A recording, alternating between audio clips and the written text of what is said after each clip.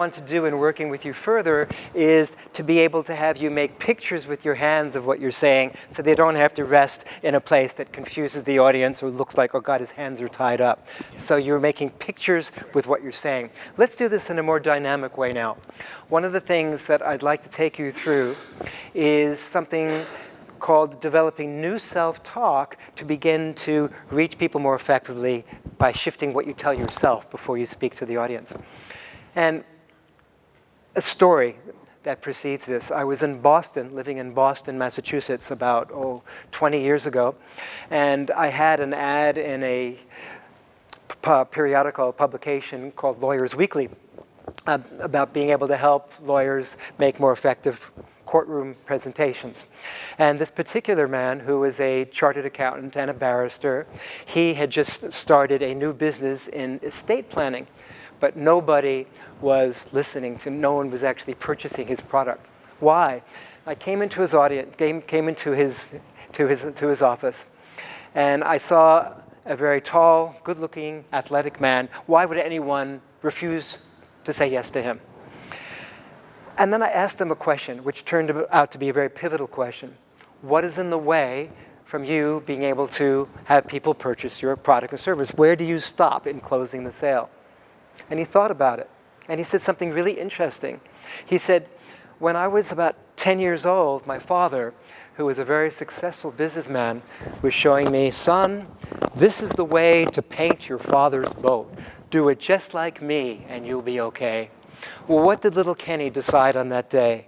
That unless I do it like my daddy, why even bother to try? This is 30 years later. I'm working with him in his room. And I realized, having had quite a bit of training in psychodrama and work with counseling and the body, NLP, if we could have him shift his self-talk, things could be entirely different. So getting in back of yourself, Ken, if you were to give an unconditionally loving, empowering, nurturing comment to yourself, that would ennoble you to be able to reach people better so they're drawn to what you have to share, what would you say? And he said at first, well, I love people, I'm really creative, and I always find a way of getting through difficult situations. Well, that seemed good, but one of my principles, I called the 5S principle, it wasn't, say these words aloud after me, simplest, shortest, strongest, specific statement. It wasn't few enough words. It was too many words, waffling. So I asked him to condense it, to be able to say in fewer words, here's what he came up with. Who I am is worthy. What I say has value. And people are attracted to invest in me. My products and my services. And then I had him shout it, sing it, whisper it, write it down, do it in mime, do it in gibberish, do it in the mirror, do it in first person, using the grid, doing it as the royal we, doing it far, far away. What they are worthy, they have value, they attract people to work with them.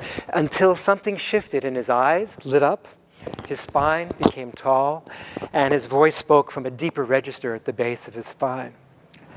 A very different energy, a very different dynamic, a compelling dynamic.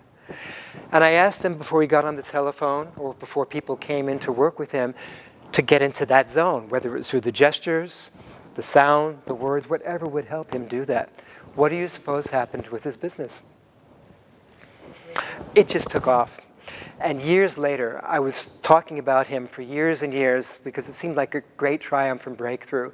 I was engaged to be married with a woman in New York City, so I was going back from Australia every 2-3 months. I thought, I better check and see if I'm on target with this man or if I'm just telling a story about something that happened once. So I called him up and I asked him, Ken, this is Gary Woolman, you remember me? Gary Woolman, of course I remember you.